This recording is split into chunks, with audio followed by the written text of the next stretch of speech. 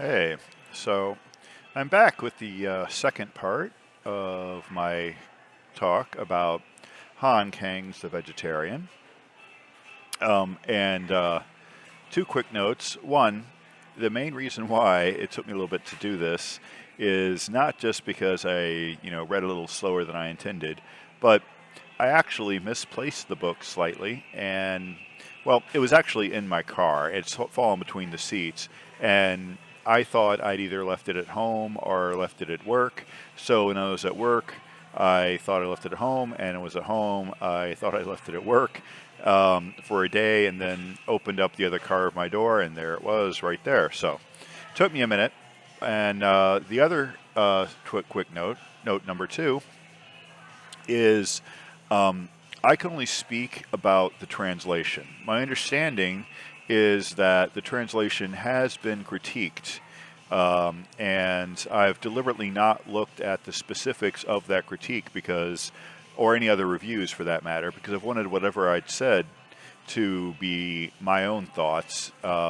So they will be somewhat ill-informed by anything else that she has written. They will be ill-informed about Korean culture. They will be ill-informed about whatever points of view or criticism is out there already about this book, but they will be my thoughts. The one thing that I did think about this in an intellectual capacity was clearly this book has some allegory involved. And if we take the idea that the vegetarianism is not just an arbitrary sign of mental illness, because that's what the book ultimately seems to chart, is a woman whose first sign of mental illness is her reaction to a dream she has in which she chooses to become a vegetarian and then falls deeper and deeper and deeper into some kind of schizophrenic or psychotic state of some kind.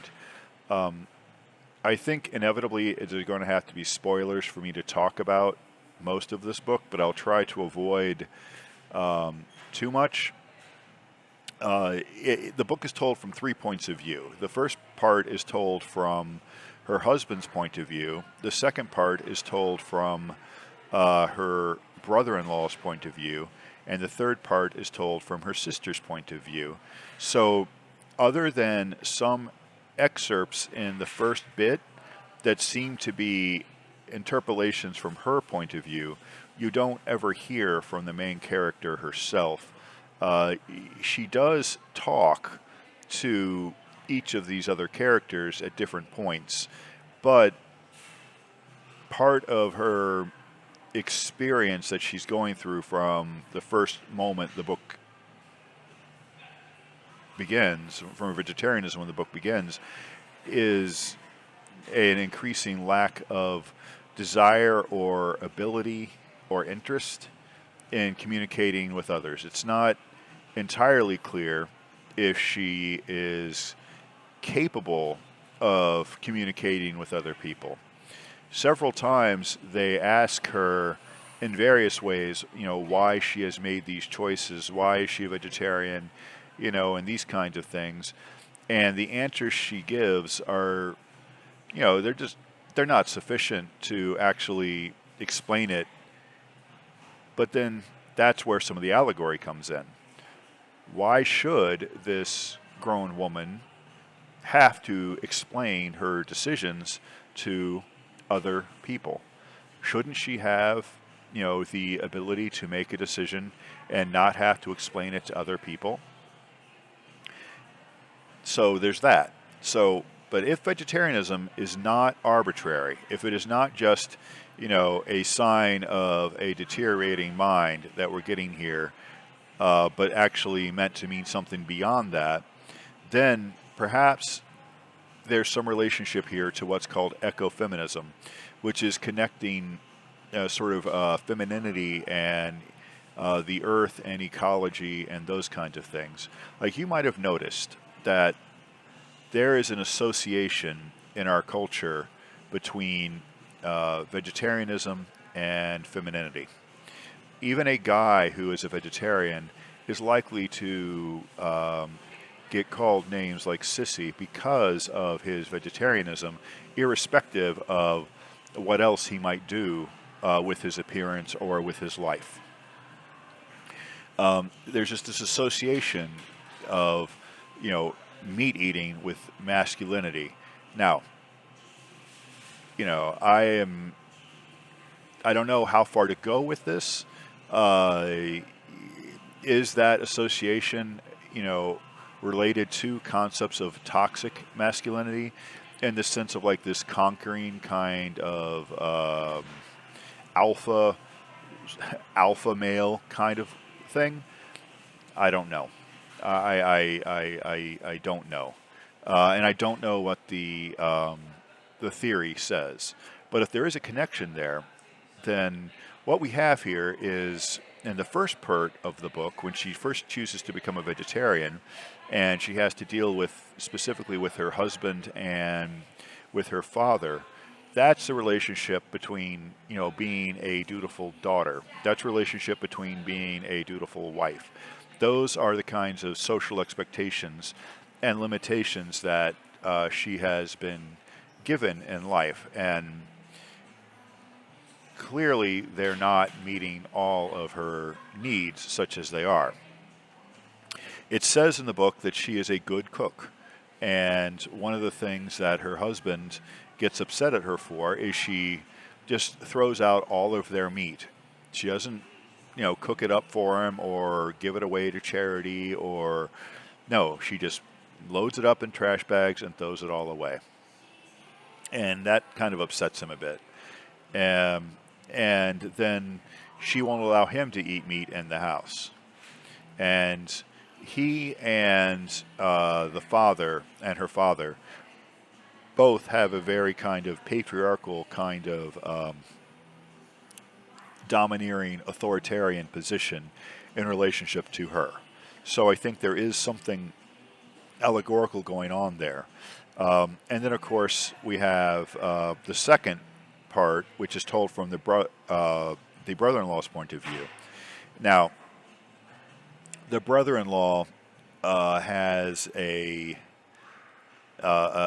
sensual or sexual interest in her, and this becomes problematic throughout the second part. I don't want to go into details here, but it culminates in an act that ends up drastically altering the course of everyone's life in the book.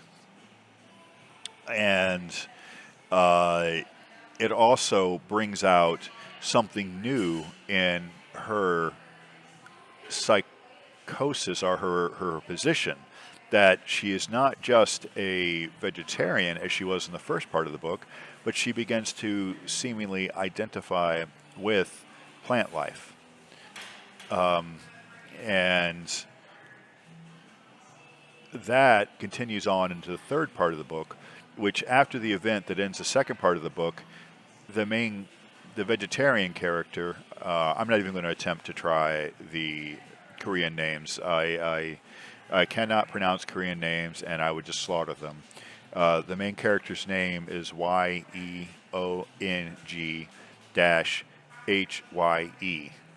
So if you know how to pronounce that, fantastic. I don't, and I don't want to butcher it. And the third part of the book, her sister takes over the narrative, and it's been about 2 years since the event that ended the second part of the book, and you see the fallout of that event. And now the main character, the vegetarian character, has essentially given up eating altogether. And this has caused obvious concerns for her, you know, her mental health, obviously, her physical health, obviously, and even her life. Obviously, one needs to eat to live. As she gives up eating, has she embraced death, or is something else going on? And I think that the first part of the book is about her as, you know, relating to, you know, dutiful daughter, dutiful father, dutiful wife.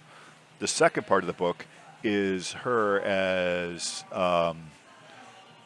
object of man's desire with no agency, just something to be looked at, to be desired, to be wanted. Um, it's complicated because as I read the second part, I saw her having agency.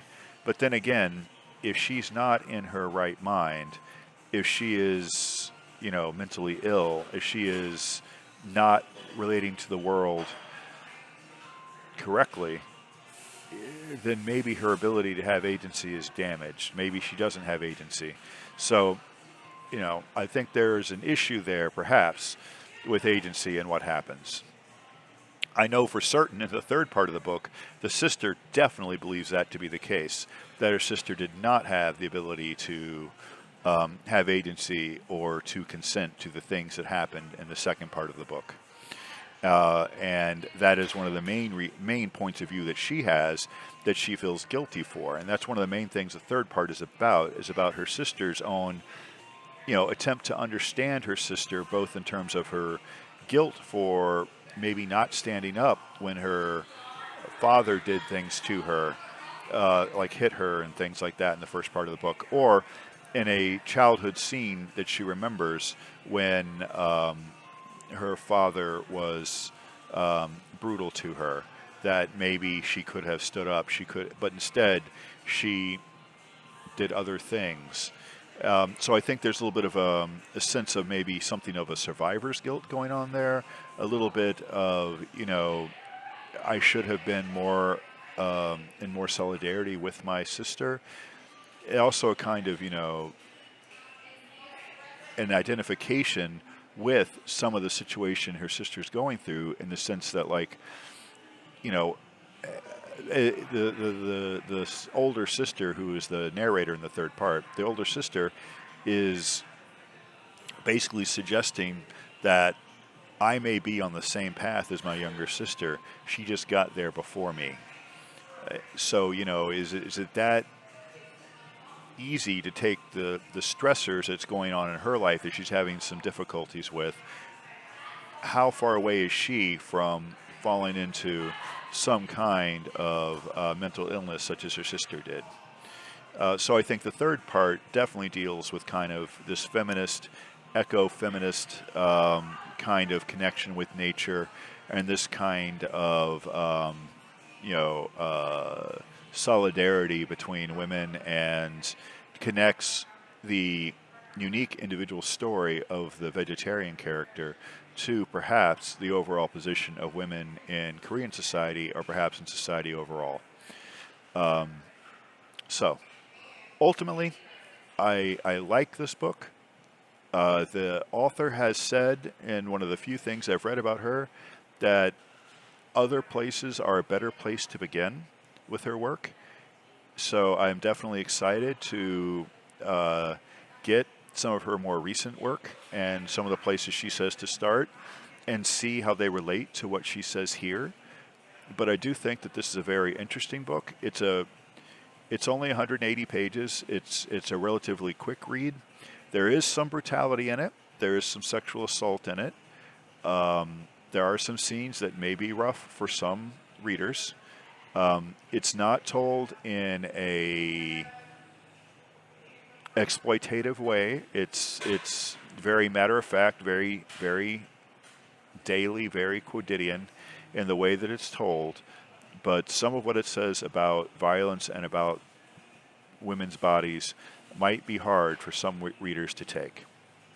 But overall, I would definitely say a worthwhile book, good read.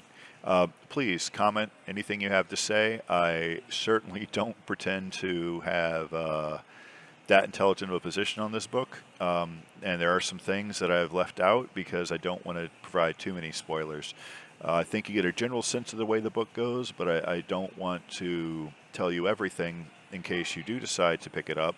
And if you do, and you read it, let me know what you think. All right. Thanks.